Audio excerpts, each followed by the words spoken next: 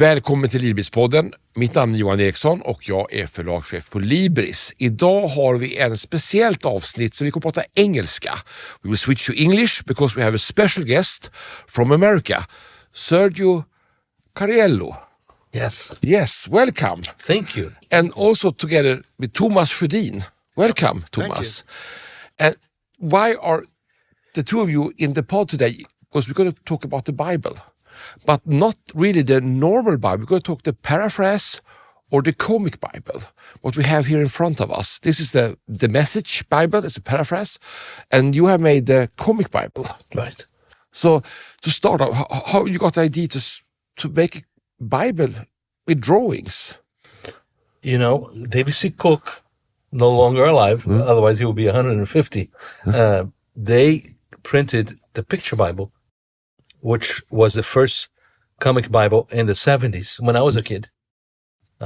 So I was impacted by the picture Bible when I was a kid. And I thought, among other dreams of mine of drawing superheroes, I thought also it would be cool to draw Jesus and the disciples when I grow up. Okay, because your profession is you're a professional cartoonist. Right. Yeah. Yes. Working for the big companies or the big... That's right. Marvel Comics, DC Comics, Disney. Yes. Bible. And then, Thomas, you are very fond of the message. Why? I am.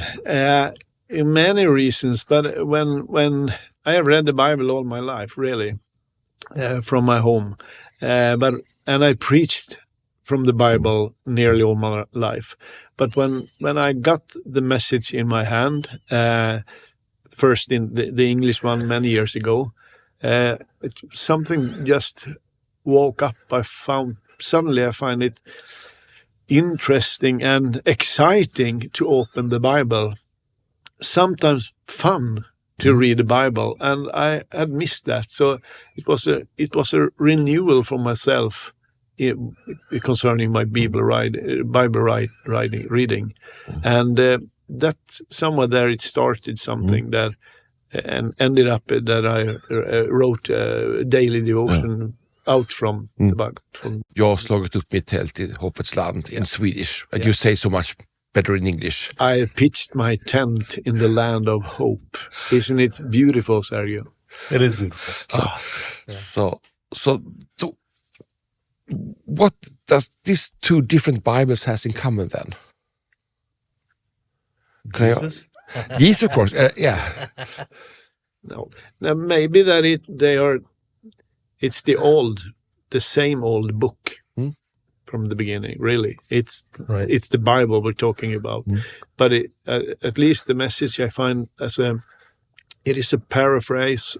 As I say, it's a Bible that tries to go from one culture to another culture without take something away from or put more there, but give it to me in another language, mostly I think in another culture. And that's exactly what you did, to bring the Bible into another culture. Right. Yeah.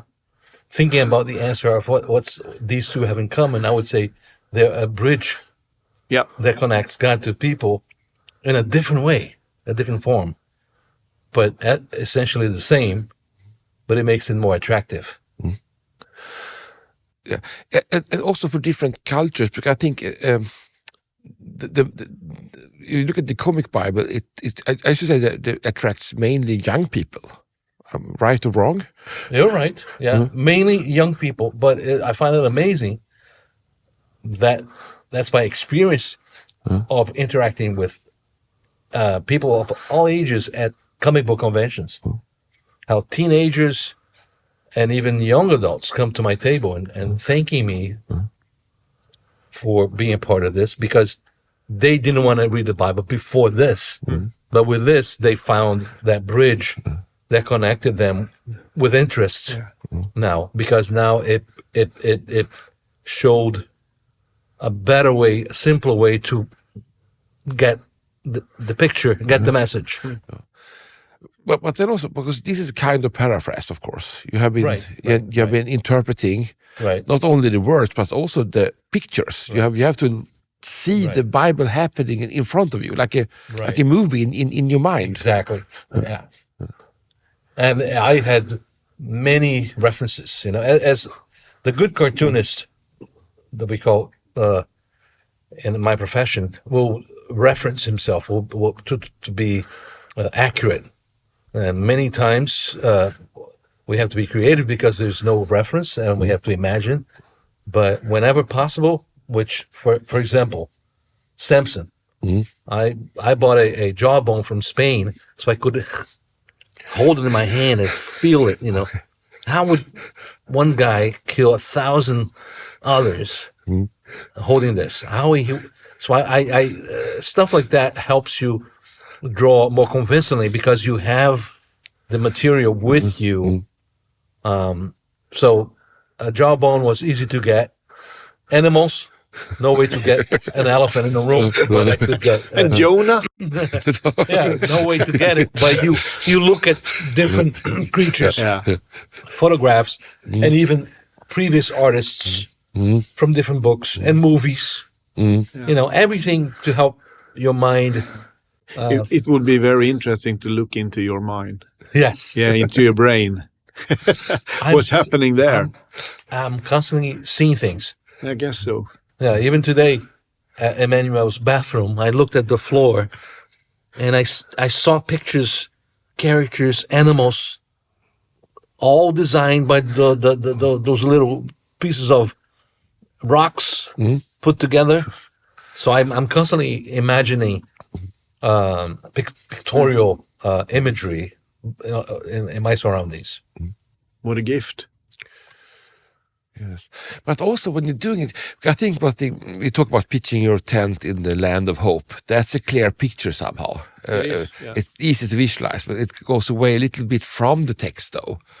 And is there a danger that this kind of books takes away, would you say, the edge or the purpose of the normal Bible, the straight translation?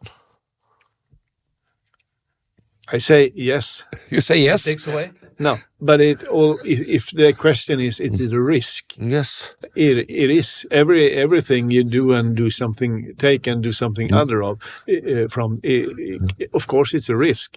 But I don't think that, I think the value of it's much bigger than the risk.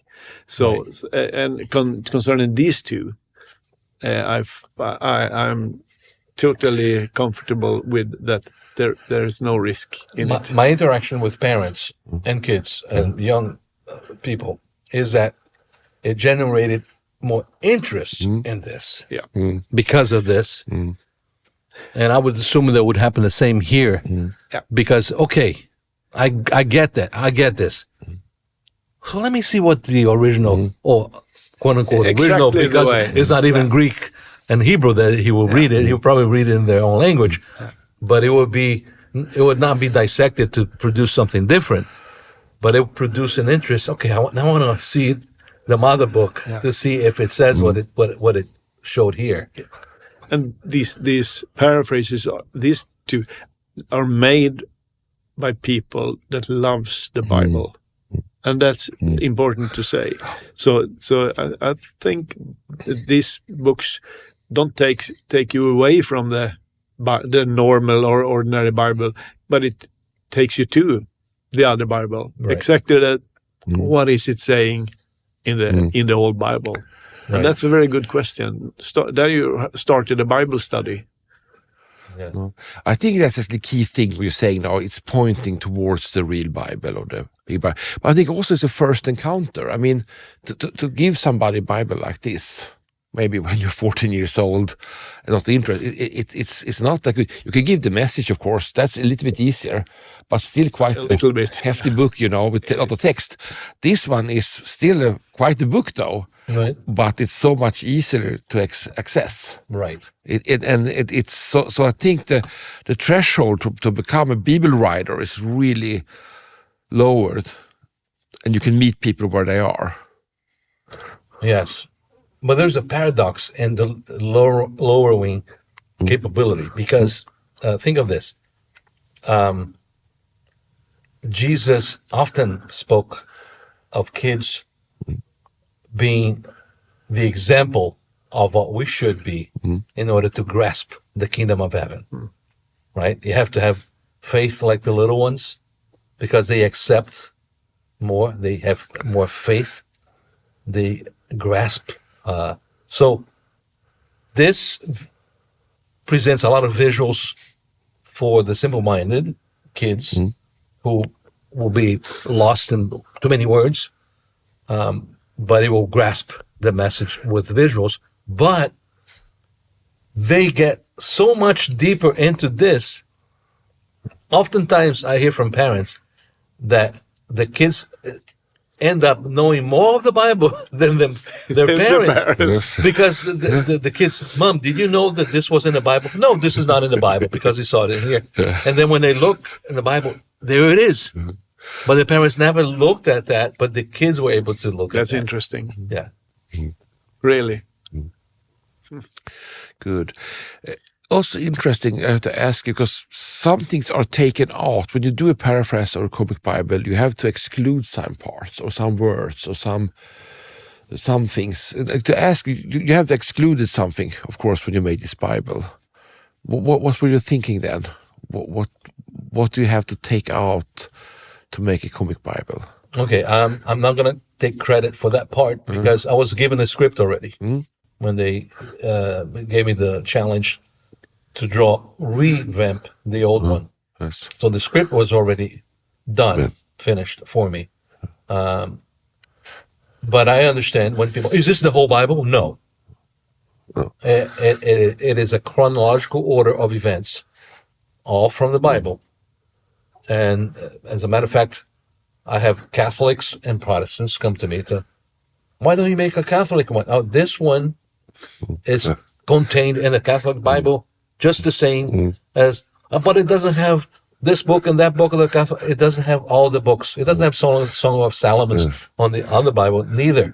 But it has the essential story of love between God and man, with Jesus in the center. Another thing, you're missing something in the message that should be in there. You have to read it out from its own purpose. And Eugene Peterson has no idea, or he never wanted this to be said as the Bible and not the preaching Bible.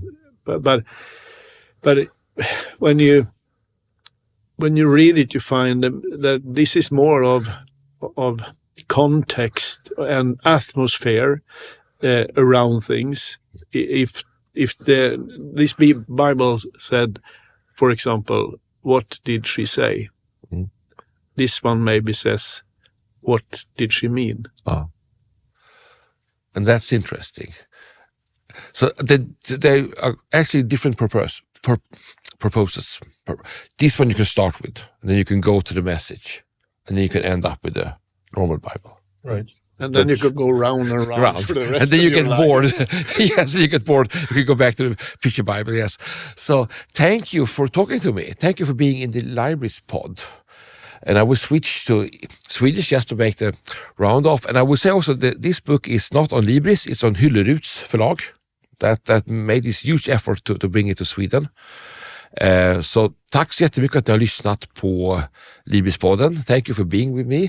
Och Hylleruds förlag finns den här fantastiska boken, och det mesta är en bibelprodukt från Libris såklart, och bibelöversättningen som vi ger ut på Bibel 2000, och det här är en svenska folkbibeln också från Libris. Stort tack för att du har lyssnat på oss, och välkommen tillbaka. Gud välsigne dig.